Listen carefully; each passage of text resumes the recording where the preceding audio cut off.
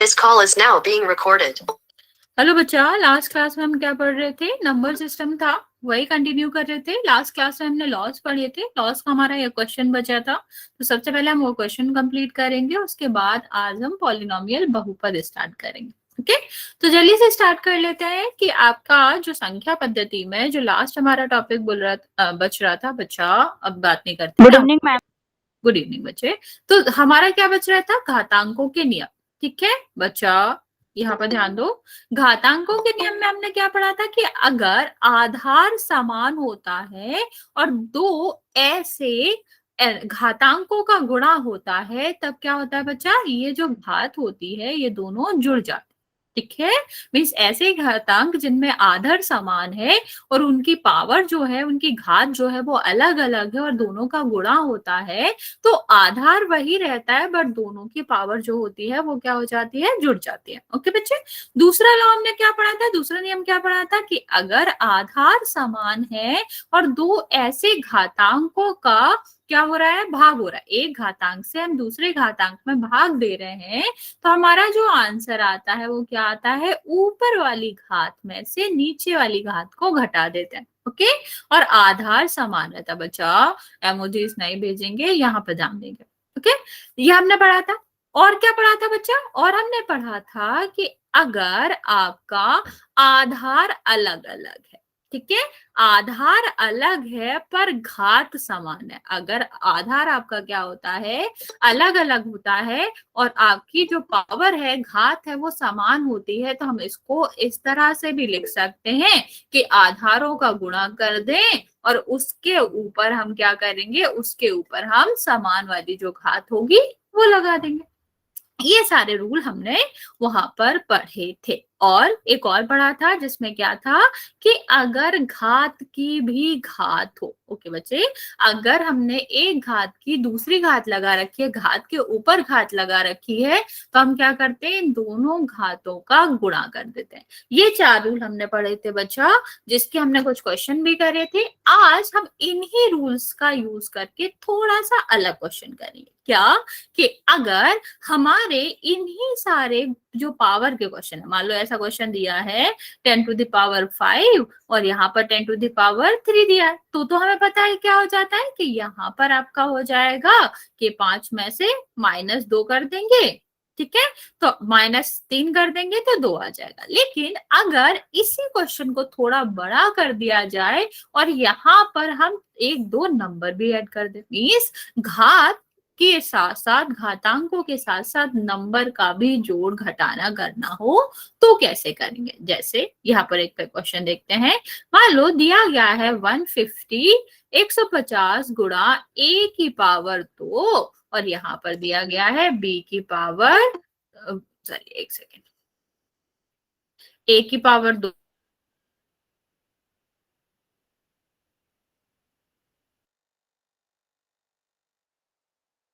दिया गया है 3।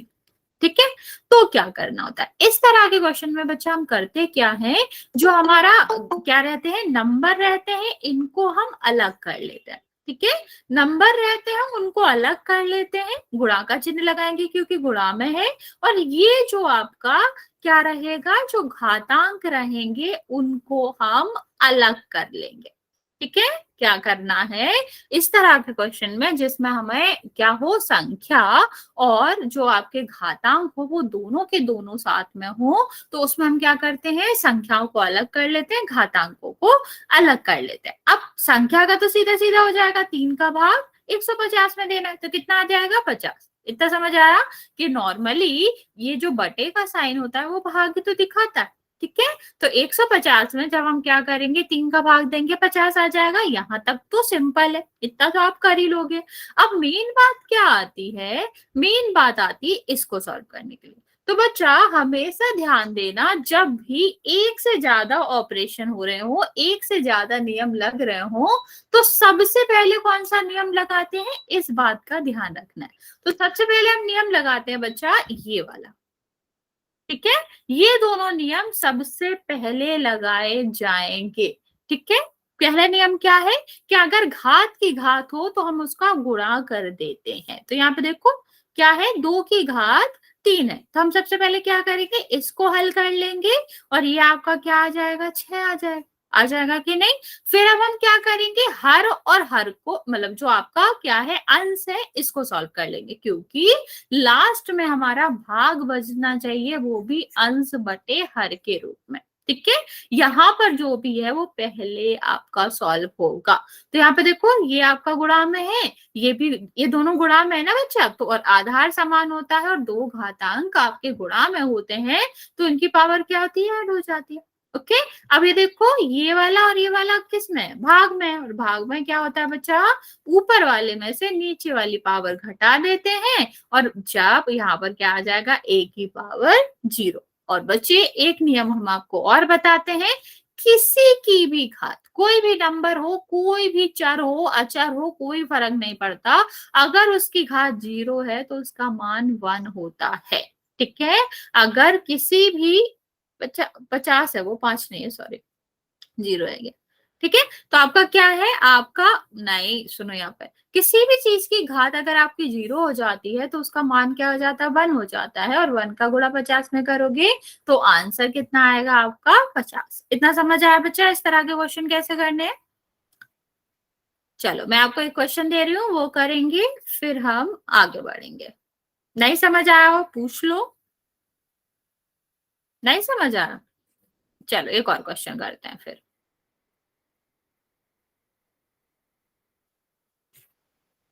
रुक जाओ करते हैं।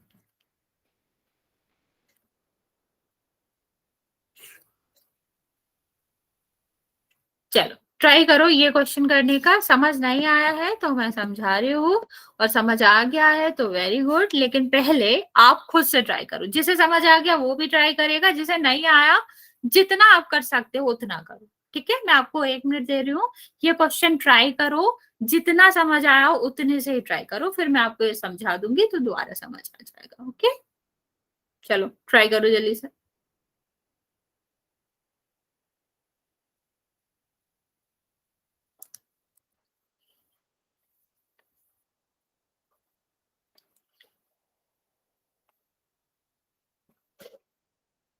और जिसका आंसर आ जाए वो आंसर दे सकता है।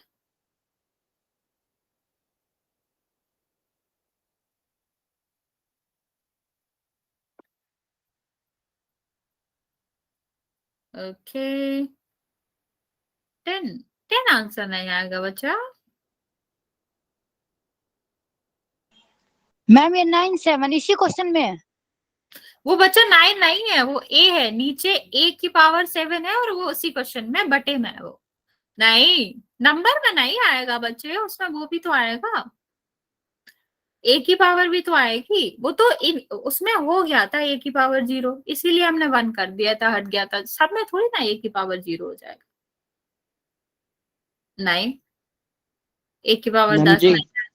हाँ बच्चा, मैम जी, एक ही ये 3 और 4 लिखा है ऊपर, इनका गुणा करेंगे, क्या करेंगे? बिल्कुल करेंगे बच्चे, क्यों, मैंने अभी आपको बताया कि आधार पर अगर घात है और उसकी घात है तो इन दोनों का गुणा होता है, लेकिन अगर ये दोनों किस में है, गुणा में है, तो इनका जोड़ होता है। अगर ये आपके भाग में है तो पावर का, आधार वही रहेगा, पावर का क्या होता है, माइनस करते हैं। ठीक है, ये हमने रूल बताए थे आपको, वही करेंगे। अब ट्राई करो जल्दी से। एक ही 35 क्यों आएगा बच्चा, कुछ भी,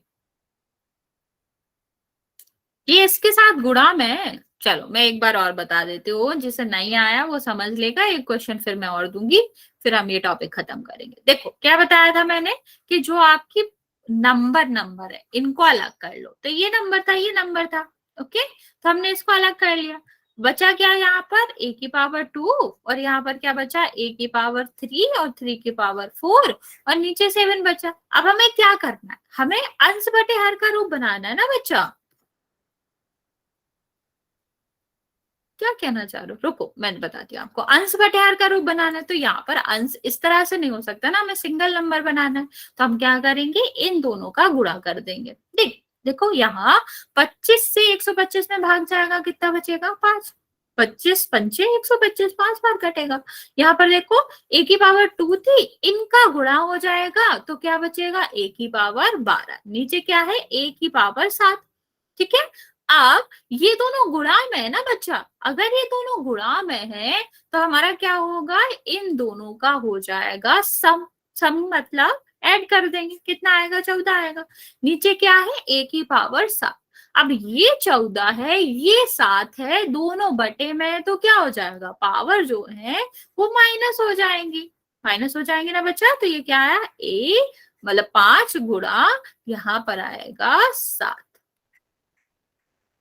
31 क्यों आएगा बच्चा, 31 कहाँ से आ गया आपका, देखो ये 12, ये 2 है, 12 में 2 ऐड करोगे 14 आएगा, और 14 में से 7 घटाओगे तो 7 आएगा, 31 नहीं आएगा बच्चा।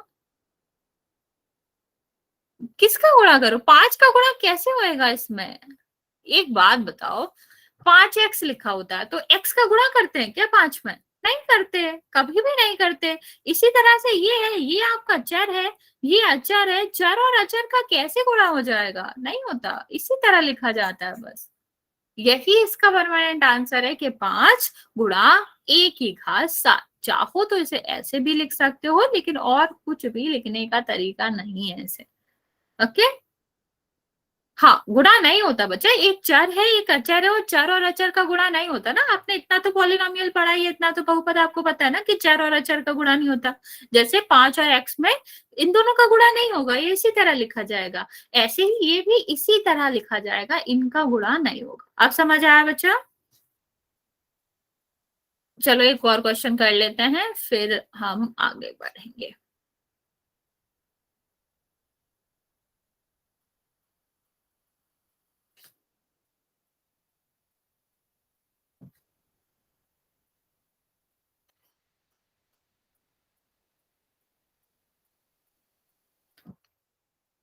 हाँ, पोल करेंगे, पहले एक क्वेश्चन कर लो, सही तो करो पहले क्वेश्चन।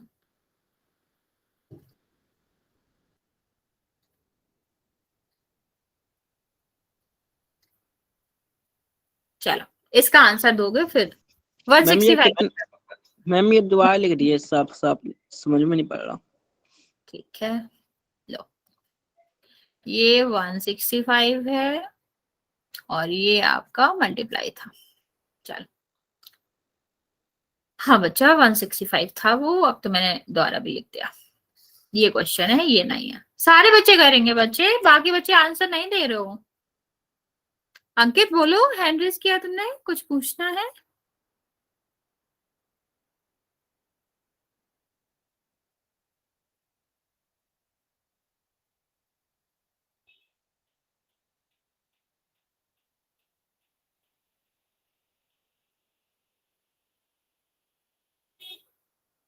ट्राई करेंगे जल्दी से बच्चा।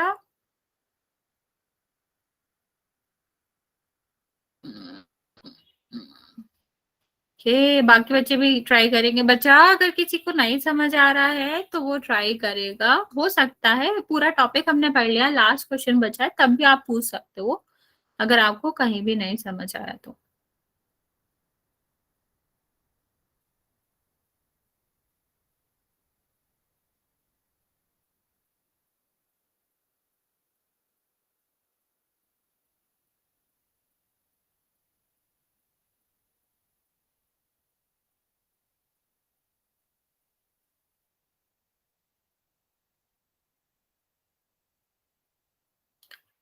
बाकी बच्चे जल्दी से ट्राई करो। अच्छा, आपस में बात नहीं करना।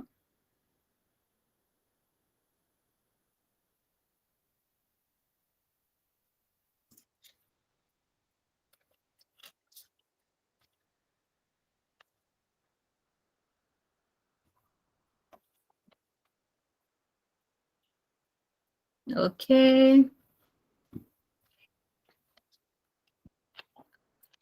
जल्दी जल्दी ट्राई करो बच्चे, फिर आगे बढ़ेंगे। बच्चा 5 क्यों आएगा, दोबारा चेक करो, 5 कैसे आ रहा है आपका। हुआ नहीं तुम्हारे यहाँ पेपर, मुझे तो लगा था हो गया तुम्हारा एग्जाम। नहीं होगा तो अगले मंथ हो, मतलब इस मंथ या अगले मंथ होगा। ओके चलो, बाकी बच्चे भी जल्दी से करो। हाँ, जिसने आंसर दिया है, ज्यादातर मतलब सारे बच्चों ने सही आंसर दिया है।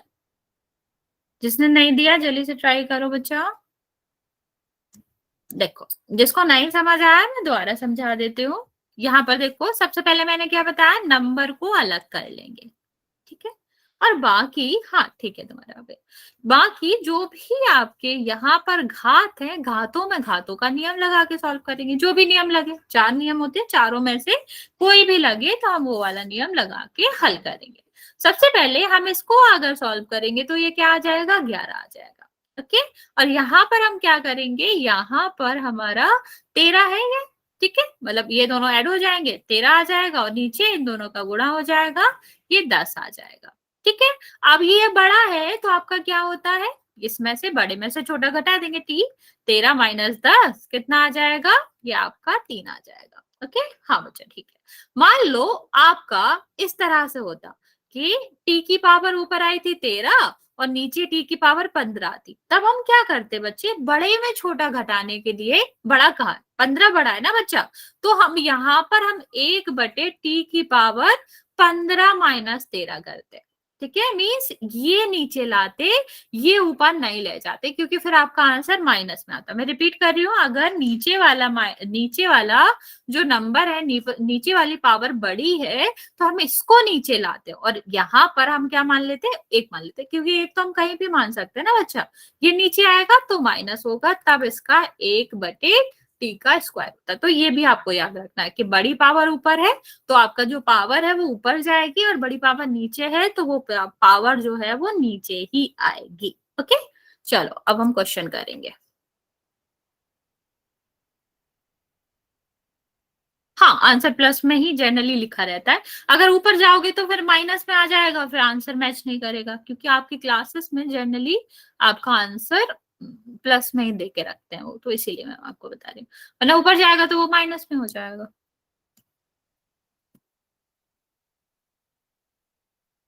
ये रहा आपका क्वेश्चन, इसको सॉल्व करेंगे और फिर हम आगे बढ़ेंगे।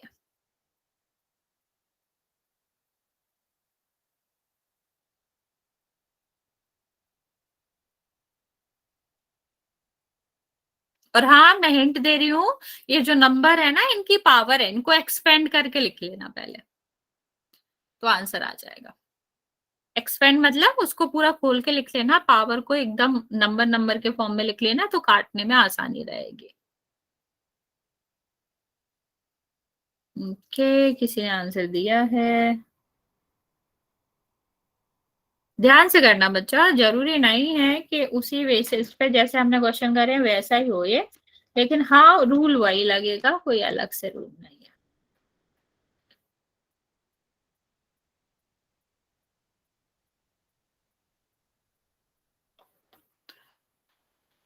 ध्यान से करना है बच्चा, मैं आपको हिंट दे रही हूँ, आपको सबसे पहले पावर्स को, नंबर के पावर को एक्सपेंड रखना है। एक्सपेंड मतलब जानते हो ना, स्क्वायर होता है तो 2 बार लिखते हैं, क्यूब होता है 3 बार लिखते हैं, वैसा वाला।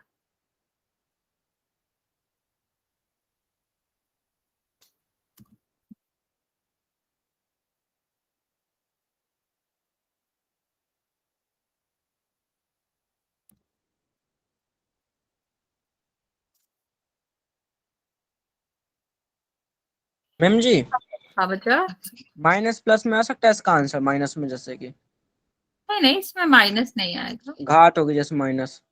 नहीं नहीं बच्चा, घात माइनस में यहाँ नहीं आएगा, आ तो सकता है, बिल्कुल आ सकता है, ऐसा कुछ नहीं है कि नहीं ही आएगा, क्या नहीं आएगा। बट जिसने आंसर दे दिया वेरी गुड, जिसने नहीं दिया है वो जल्दी से आंसर करेगा, फिर हम सेकेंड चैप्टर स्टार्ट करते मैम जी कर दिया। हैं। ओके बच्चा, जिसने आंसर दे दिया वेरी गुड बच्चा, जिसने नहीं दिया जल्दी से आंसर करोगे।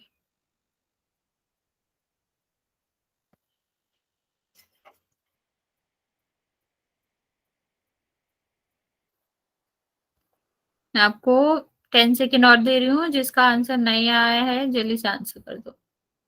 अभी तक सिर्फ 7 बच्चों का आंसर आया है, बाकी बच्चों का आंसर आया नहीं है मेरे पास। मैम जी मैंने भी कर दिया। ओके बच्चे, वेरी गुड।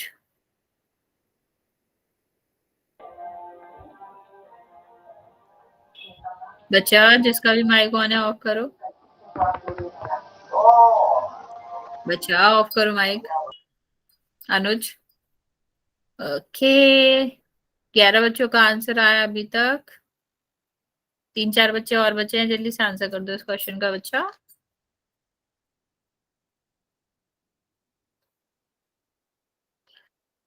मैं आपको 5 सेकेंड और दे रही हूँ बच्चा, फिर मैं काउंट करना स्टार्ट करूंगी, तो आप जल्दी से आंसर कर दो इस क्वेश्चन का।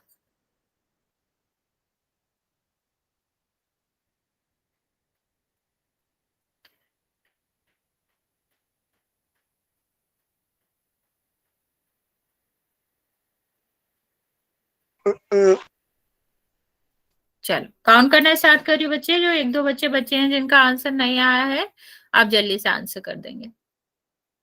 5, 4, 3, 2 और 1। ओके, कुछ बच्चों ने सही आंसर भी दिया है, पर मोस्टली बच्चों ने गलत आंसर दिया। देखो मैं समझाती हूँ कैसे करना था। सबसे पहले हमें क्या करना था, यहाँ पर सॉल्व करेंगे हम। 25, 25 स्क्वायर है मतलब 2 बार लिखा जाएगा, ठीक है। और यहाँ पर आपका क्या है, 3 बार 10 लिखा जाएगा, ठीक है। अब a की पावर 8 और यहाँ पर a की पावर 4। पावर सॉल्व करने में यहाँ पर कोई दिक्कत नहीं है, सीधा सीधा हम क्या कर सकते हैं, ये t की पावर 4 आ जाएगा, 8 में से 4 जाएगा, 4 आ जाएगा।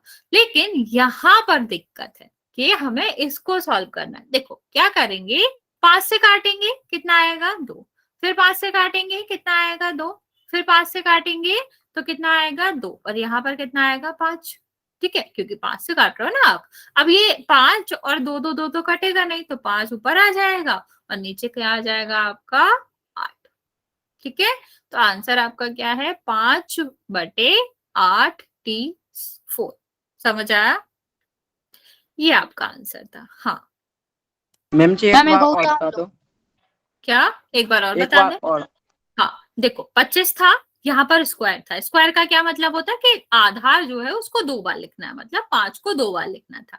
यहाँ पर देखो बच्चा, बच्चा यहाँ ध्यान दो, 10 की पावर 3 था, मतलब 10 जो कि आधार है इसको 3 बार लिखा जाना है। क्यों में भी ऐसे ही करते हैं ना बच्चा, घातांक, घात का तो मतलब ही ये होता है कि आधार को उतने बार लिखा जाना है। और यहाँ पर क्या था, t की पावर 4 और t की पावर 8 और 4, ठीक है। अब हमने क्या किया, 5 से 10 को काट दिया, कितना आया 2, 5 से 10 को काट दिया, कितना आया 2। यहाँ पर हमने 5 से इसको काटा तो कितना आएगा 5, और यहाँ पर काटा तो 2। तो यहाँ देखो एक एक बचा था, तो 5 एक एक में गुणा करोगे 5 ही आ जाएगा, और यहाँ पर 3 2 बचे हैं, ठीक है। तो तीनों का गुणा करोगे, 2 दूनी 4, दूनी 8, 8 आ जाएगा, ओके। और यहाँ पर 8 - 4 कितना हो गया, 4 बचेगा। समझ आया,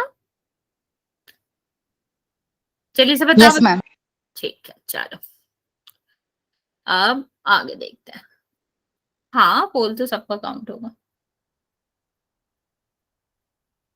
अब हम स्टार्ट करेंगे सेकेंड चैप्टर। सेकेंड चैप्टर आपका जो है वो है बहुपद। एक सेकेंड वेट करो। पेज नंबर कौन सा है पेज नंबर मैम? नहीं सर, पेज आपको बुक ही नहीं मिली ना।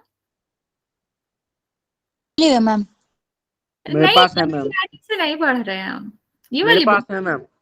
बच्चा आपको पास होमवर्क वाली बुक होगी, ये तो सिर्फ पीपीटी है, इनकी बुक बनाई नहीं गई है, तो तुम्हारे पास नहीं हो सकता। आपको सिर्फ होमवर्क की बुक नहीं है, ओके। चलो आगे देखेंगे बच्चे, अंक गणितीय बीज मतलब व्यंजक, ठीक है। आपका मैं दोबारा बता रही हूँ, हम सेकेंड चैप्टर स्टार्ट कर रहे हैं जिसका नाम है बहुपद। आपने पढ़ रखा है, आपकी एनसीईआरटी में जो सेकेंड चैप्टर है उसकी बात कर रहे हैं हम बहुत बेसिक से पढ़ेंगे कि नॉर्मल छोटी छोटी चीजें क्या होती है। सबसे पहले आपका आता है अंक गणितीय व्यंजक। अब बात करते हैं न्यूमेरिकल एक्सप्रेशन की, या फिर जो आपके व्यंजक होते हैं, जो आपके अंकगणितीय व्यंजक होते हैं वो क्या होते हैं। सबसे पहले बच्चा, जहां पर संख्याएं सिर्फ प्लस माइनस गुणा और भाग होती हैं उनको हम क्या कहते हैं, अंकगणितीय व्यंजक कहते हैं। जैसे अगर हम बात करें, एक एग्जाम्पल लेते हैं, यहाँ पर आपका दिया गया है 2 2 धन 5। यहाँ पर हमारा क्या दिया गया है, ऋण किया गया है, यहाँ पर गुणा किया गया है, यहाँ पर जोड़ करा गया। मतलब जब भी संख्याओं के साथ हम कोई भी संक्रिया करते हैं या फिर एक से ज्यादा संक्रिया करते हैं और उसे इस तरह से लिखते हैं, उसे एक एक्सप्रेशन के व्यंजक के रूप में लिखते हैं, तो इसको हम क्या कहते हैं, अंकगणितीय व्यंजक कहते हैं। इससे समझो अंक गणित का क्या मतलब होता है। अंक गणित का मतलब होता है वो गणित जिनमें अंक शामिल होते हैं।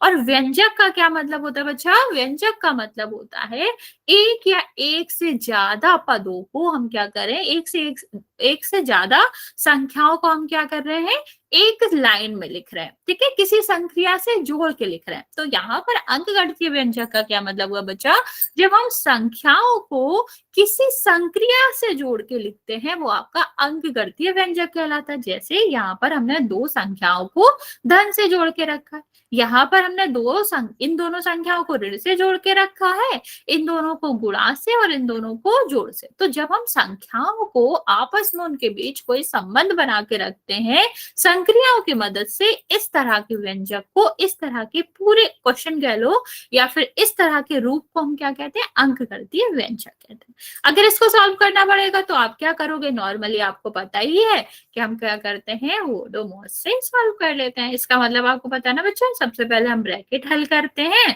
कोष्टक हल करते हैं, फिर ऑफ हल करते हैं, फिर भाग सॉल्व करते हैं, फिर गुणा, फिर आपका जोड़ और फिर घटाना, ठीक है। पर मेन पॉइंट ये नहीं है इसे कैसे सॉल्व करना है, अभी हमें सिर्फ इतना समझना है अंकगणितीय व्यंजक क्या होता है, ठीक है। अब आप मुझे बताओ क्या ये दिया गया व्यंजक अंकगणितीय व्यंजक है या नहीं है, जल्दी से बताएंगे बच्चे। क्या ये जो दिया क्या बच्चा, ये जो व्यंजक दिया गया है क्या ये अंकगणितीय व्यंजक है या फिर नहीं है। Yes ma'am. है पक्का, सबको सबको बताइए कि है कि नहीं है।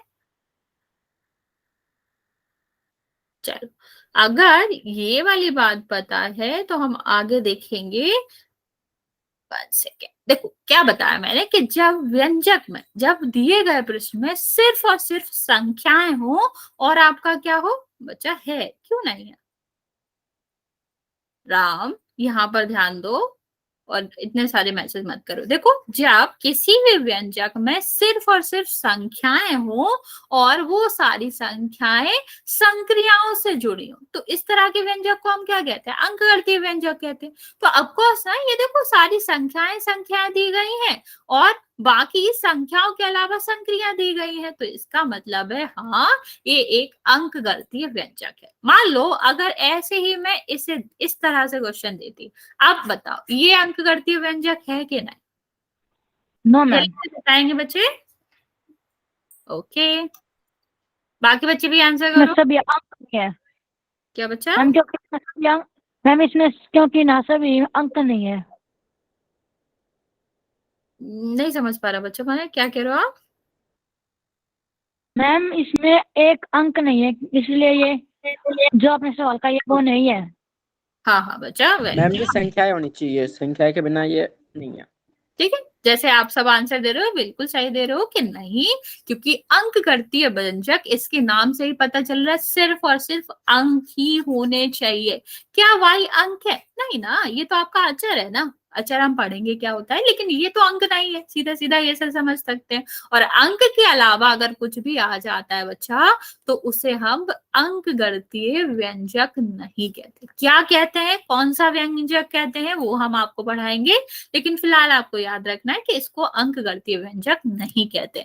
अंकगणितीय व्यंजक का मतलब होता है कि दिए गए एक्सप्रेशन में, दिए गए व्यंजक में सिर्फ और सिर्फ अंक हो और आपके उसके बाद जो चिन्ह है, संक्रिया है वो हो सकती है। चलो अब पोल में क्वेश्चन करते हैं जल्दी से, छोटा सा क्वेश्चन है।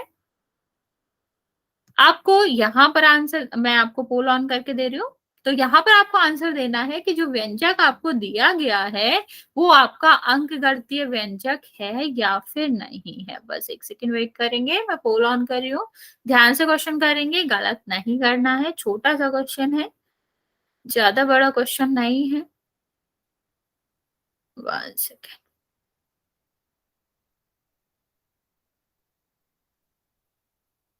चलो इस क्वेश्चन का आंसर देंगे। क्या ये जो व्यंजक दिया गया है वो एक अंक गणितीय व्यंजक है या नहीं है? सोच समझ के आंसर देना बच्चा, छोटा सा कर दिया क्वेश्चन।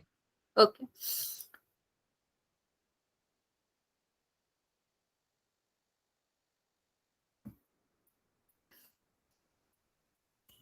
चलो मैं आपको 10 सेकेंड और दे रही हूँ, छोटा सा क्वेश्चन है, जल्दी से आंसर करेंगे इसका।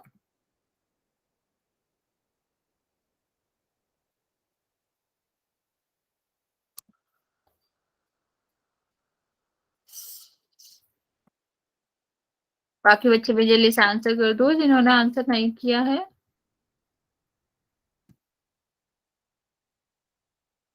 मेरा गलत। कोई बात नहीं बच्चा, कोई बात नहीं, गलत हो गया, आपको पता है ना कि गलती से गलत हो गया, कोई दिक्कत नहीं है।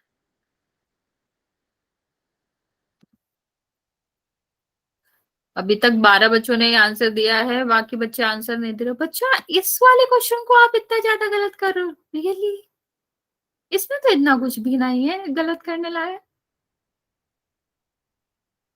विकास इस क्वेश्चन में क्या मैडम को नहीं बताइयो, मैडम मैडम तो कहीं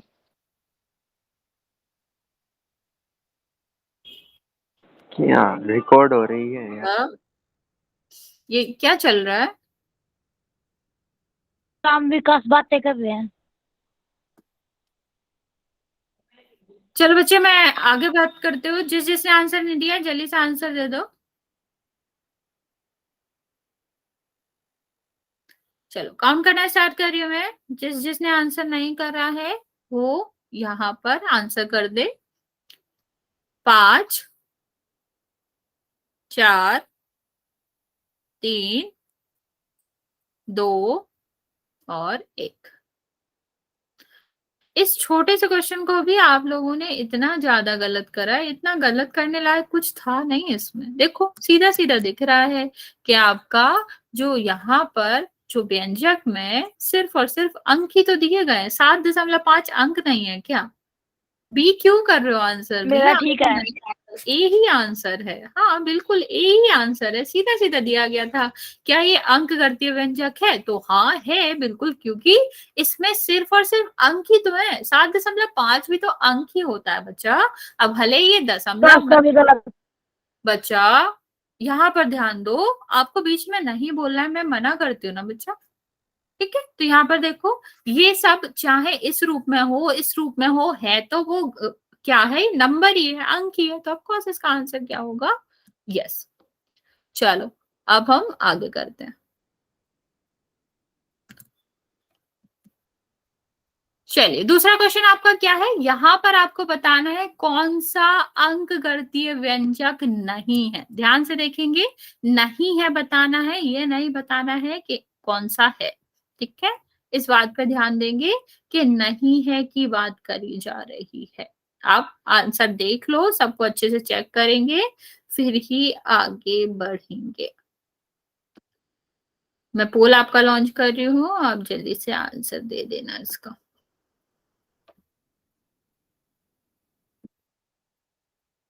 ठीक है जी मेरा। ठीक है, देखेंगे अभी। इतना जल्दी मत किया करो कि जल्दी में गलत ही कर लो। एक बच्चे ने अभी गलत आंसर दिया है।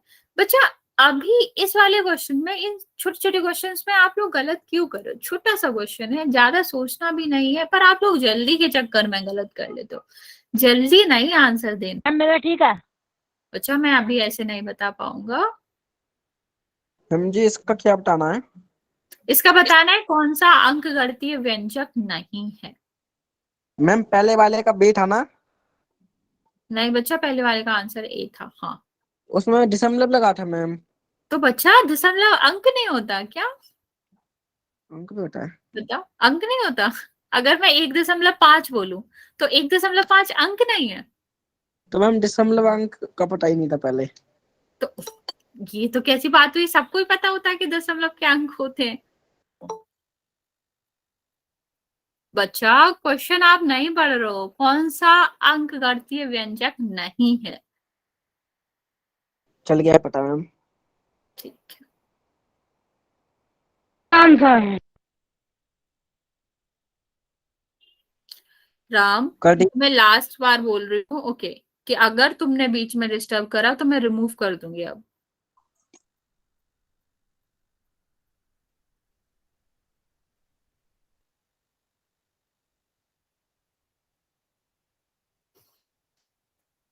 चलो मैं 2 मिनट और 10 सेकंड और दे रही हूँ, जल्दी से करेंगे।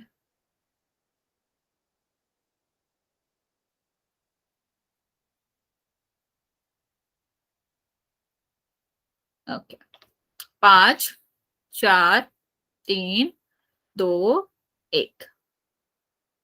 एक बात बताओ मुझे बच्चा, इसमें तुम्हें लोगों को क्या नहीं समझ आ रहा?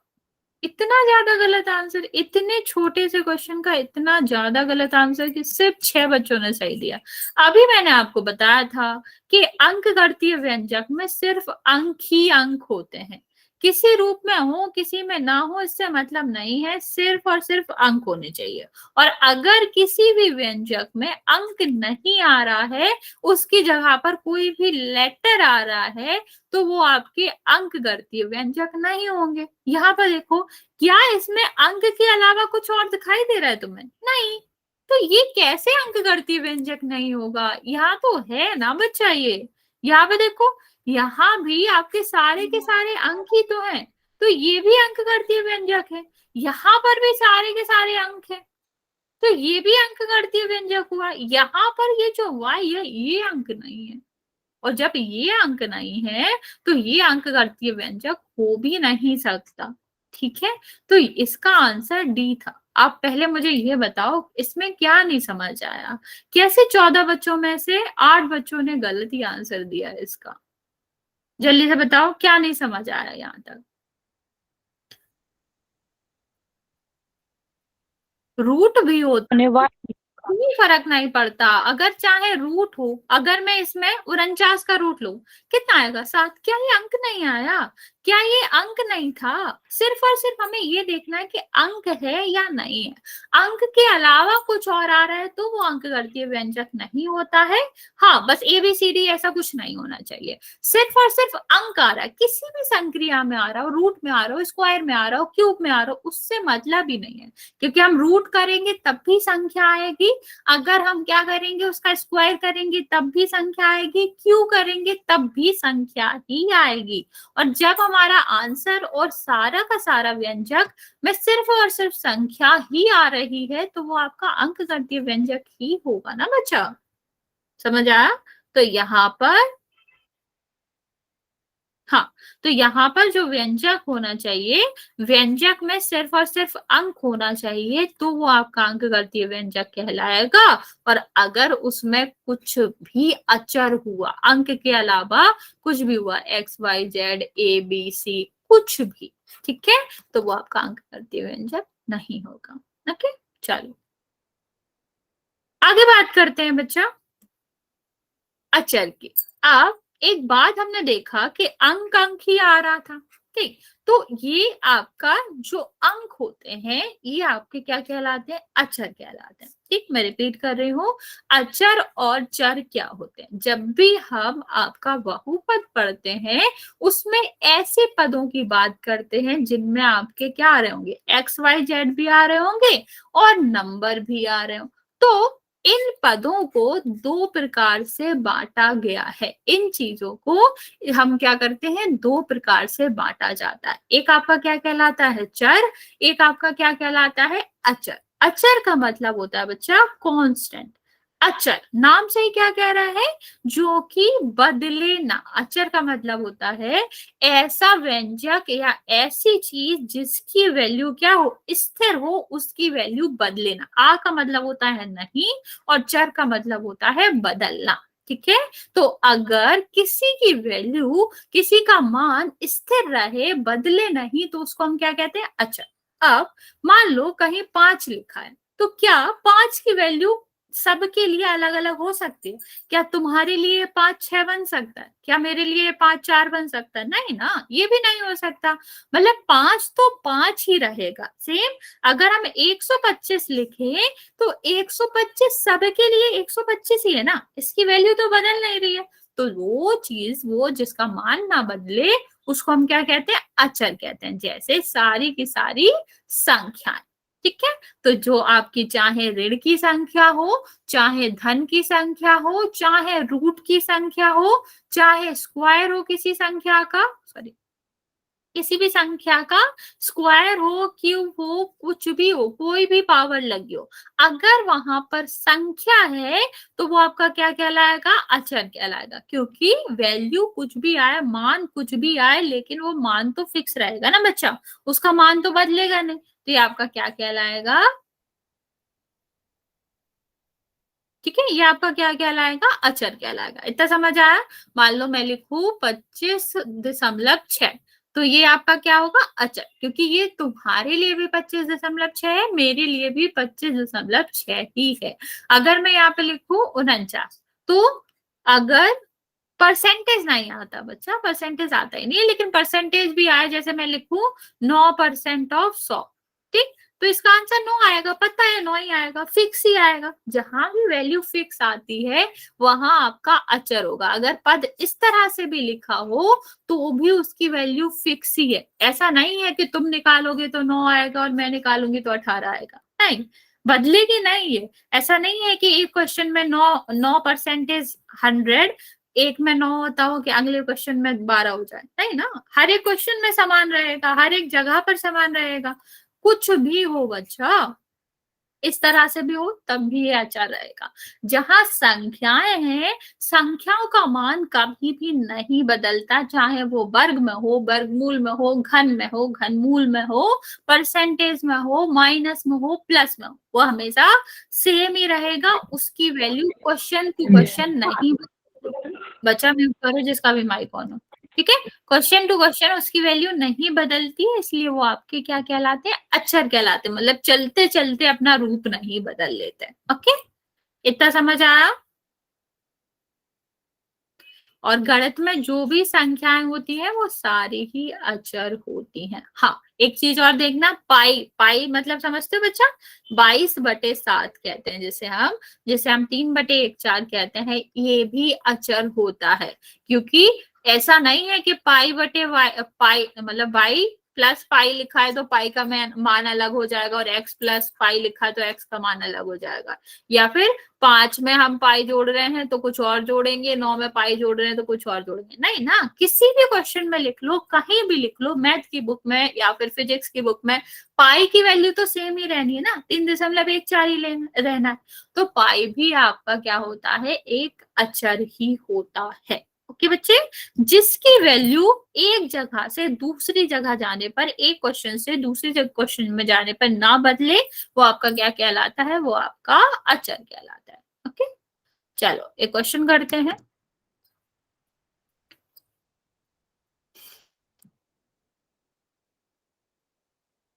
अब आपको आंसर देना है इस क्वेश्चन का।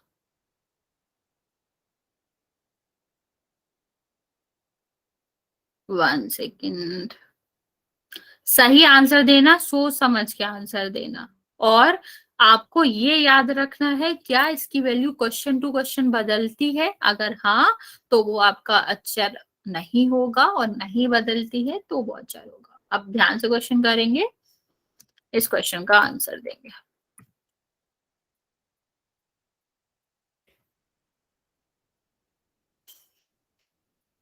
आप लोग बिल्कुल नहीं सोचते हो ना आंसर देने से पहले? इतने जल्दी क्यों है आंसर देने की? एटलीस्ट 1 मिनट सोच तो लो, क्वेश्चन को सोचा तो करो। छोटे भाई ने दिया। कोई बात नहीं बच्चा।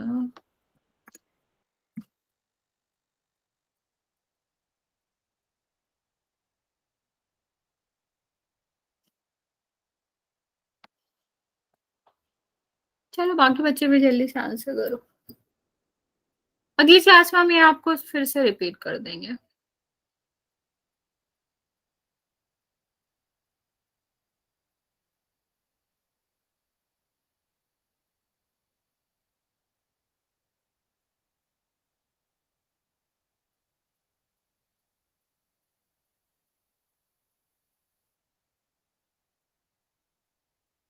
चलो बच्चा, जिस जैसे आंसर नहीं दिया है जल्दी से दे दो, मैं काउंट करना स्टार्ट कर रही हूँ। 5, 4 3 2 1। आधे मैम 2 मिनट रुको मैम, 2 मिनट। अब मैंने ऑफ कर दिया बच्चा, अब क्या 2 मिनट रुकूं मैं?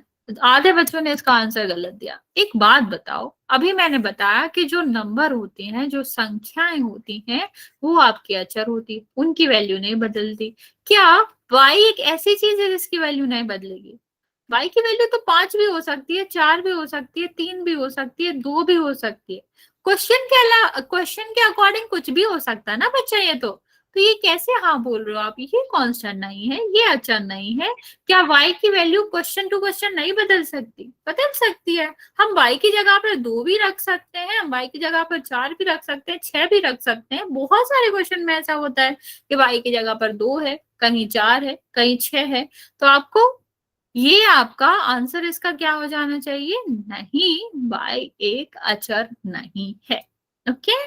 जो भी सारे के सारे जो आपके ये ABCD होता है, XYZ होता है, इनकी वैल्यू आपको नहीं पता ना, इसका मान नहीं पता। हाँ, ये चर होता है, वो हम आपको बाद में बताएंगे।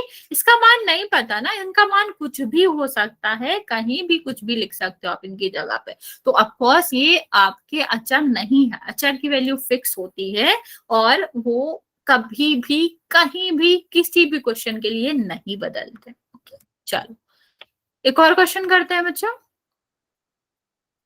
फिर मैं आपको ये सब चीज रिपीट कर दूंगी एक बार। तुम लोग बहुत ही अच्छे से आंसर नहीं दे रहे हो। चलो, यहाँ पर आपको बताना है कि जो व्यंजक है इसमें आपका, अरे नहीं, हाँ ABCD चलो, यहाँ पर आपको बताना है कि कौन सा, ये जो पूरा एक्सप्रेशन दिया है इसमें अचर क्या है, कौन सी वैल्यू अचर है। अलग अलग करके देखेंगे हम हर एक चीज को, फिर हम इसको अचर बताएंगे।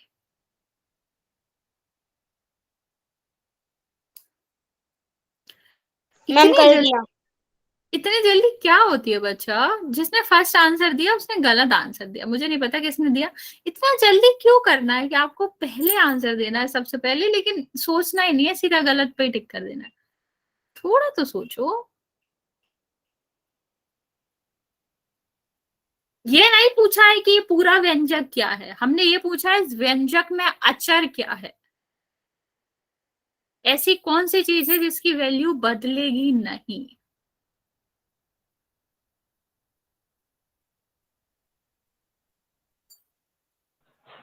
मैम मैंने कर दिया। ओके बच्चे, मैम मैंने भी कर दिया। ओके बच्चा।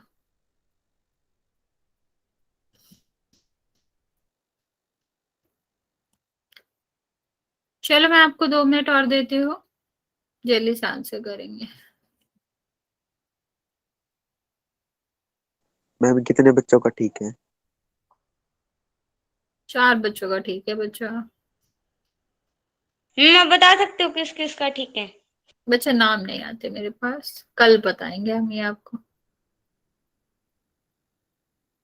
चलो मैं काउंट करना स्टार्ट कर रही हूँ। 5 4 3 2 1।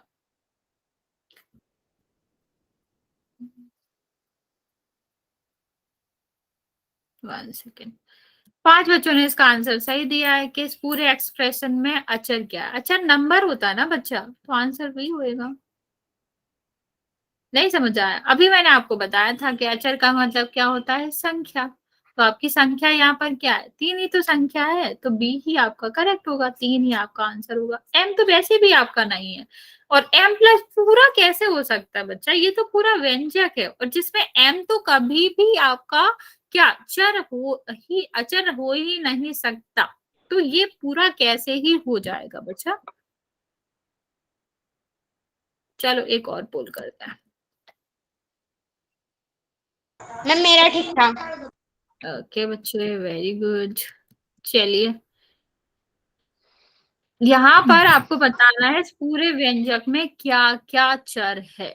ठीक है, आप उसको अलग कर सकते हो, ऐसा बिल्कुल जरूरी नहीं है कि वो पूरा का पूरा व्यंजक है। व्यंजक में अलग अलग चीजें हो सकती हैं।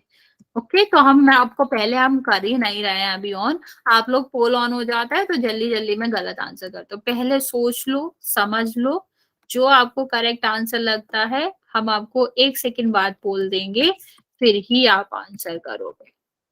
क्या बताना है जी? बच्चा इसमें बताना है कि इसमें क्या क्या कांस्टेंट है, क्या क्या अचर है, मतलब पूरे व्यंजक में कौन कौन से आपको अचर दिख रहे हैं। आप कैसे भी कर सकते हो, ऐसा जरूरी नहीं है कि वो किसी से गुणा में है, किसी से भाग में, तो वो आपका अचर में नहीं हो सकता, बिल्कुल हो सकता है। ठीक है, चलो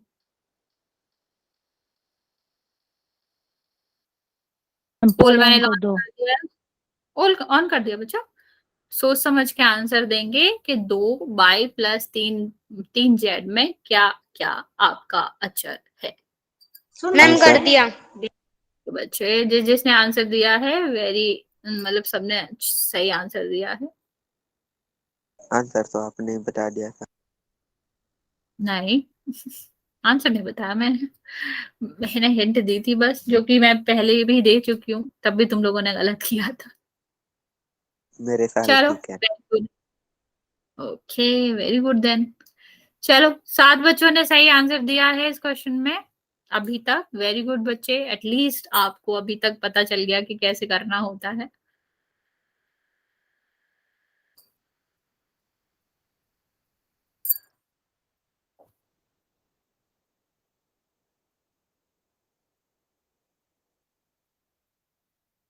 एक बच्चा और बचा है, जल्दी से आंसर कर दो बच्चे, मैं काउंट करना स्टार्ट कर रही हूँ फिर। 5, 4, 3, 2, बचा जिसने आंसर नहीं दिया जल्दी से करो, और 1।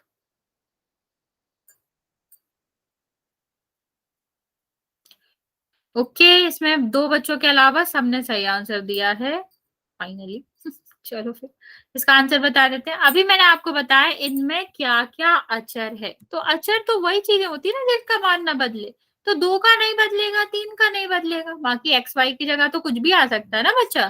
तो आंसर आपका क्या होगा, आंसर होगा सी। ओके, चलो अभी हाँ, इसमें सबका सही था। मैं आपको जल्दी से एक बार रिवाइज करा देती हूँ कि आज हमने क्या पढ़ा और क्या क्या आपको समझ आए या फिर नहीं आया। देखो, क्या हमने आपको पढ़ाया था कि आपका जब व्यंजक बनता है, नॉर्मली अगर हम व्यंजक देखें तो आपके व्यंजक में 2 चीजें आती हैं, या आपका क्या आता है, चर भी आता है और अचर भी आता है। चर का मतलब होता है वो जिसका वैल्यू आपकी क्या हो सके, चेंज हो सके, जैसे एक्स वाई जेड, ये कुछ भी वैल्यू ले सकते हैं, एक्स की जगह पर हम 1 रख सकते हैं, 2 रख सकते हैं, 3 रख सकते हैं, ए बी सी, इसको हम डिटेल में पढ़ेंगे। फिलहाल ये सारी चीजें जिनका मान फिक्स नहीं होता वो आपके चर कहलाते हैं। लेकिन जो संख्याएं होती हैं उनका मान तो नहीं बदल सकता ना बच्चा, चाहे वो स्क्वायर में हो, रूट में हो, या फिर आपके दशमलव में हो, इनका मान तो नहीं बदल सकता। अगर हम किसी व्यंजक में x+1 लिखें तो ये 1 ही रहेगा, और y+1 रखें तब भी 1 ही रहेगा, 1 2 तो हो नहीं जाएगा कभी भी। ठीक, तो वो चीजें जो आपकी क्या संख्या अपना मान नहीं बदलती वो आपके अचर कहलाते हैं। तो जब आपको अचर और चर देखना होता है बच्चा, तो हम पूरे व्यंजक में जहां भी संख्या, चाहे वो गुणा में हो या फिर वो धन में हो, अगर इस तरह भी क्वेश्चन होता, हाँ दिखा रहे बच्चे, तो ये आपका कितना हो जाता है, ये इसमें 2 अचर होता और इसमें आपका 4 अचर होता। ठीक है, आप सबसे पहले हमने आपको पढ़ाया था अंकगणितीय व्यंजक। ठीक है, इसमें आपका क्या होता है, इसमें आपका होता है कि गुड व्यंजक, इवनिंग मैम। गुड इवनिंग बच्चे, जो आपका व्यंजक है उसमें सिर्फ और सिर्फ अंक होने चाहिए। अंक, हाँ भेजेंगे बच्चे, अंक ही अंक होने चाहिए। जो भी आपके व्यंजक है, जो भी आपका रूप लिख रहा है, धन में हो, गुणा में हो और भाग में हो, सिर्फ और सिर्फ कैसे होना चाहिए, अंक होना चाहिए। अंक का आप हम क्या कर सकते हैं, स्क्वायर कर सकते हैं, अंश का क्यूब भी कर सकते हैं, अंश जो आपका अंक है उसका हम रूट भी ले सकते हैं। कोई फर्क नहीं पड़ता। जब तक अंक है उसमें, चाहे वो जोड़ हो रहा हो, घटाना हो रहा हो, कोष्टक लगा हो, या हम उसका रूट ले रहे हो, स्क्वायर कर रहे हो, कुछ भी उससे मतलब नहीं है, वो अंक गणितीय व्यंजक ही होगा। लेकिन अगर उसमें एक्स वाई जेड कुछ भी चर आ जाता है तो वो आपका क्या होता है, तो वो कभी भी अंक गणितीय व्यंजक नहीं हो सकता। आई गेस आपको इतना समझ आ गया होगा जितना आप लोगों ने गलत किया था। अगर नहीं आया हो तो आप एक बार पूछ लो, कोई दिक्कत नहीं है। एक सेकेंड बस वेट करो।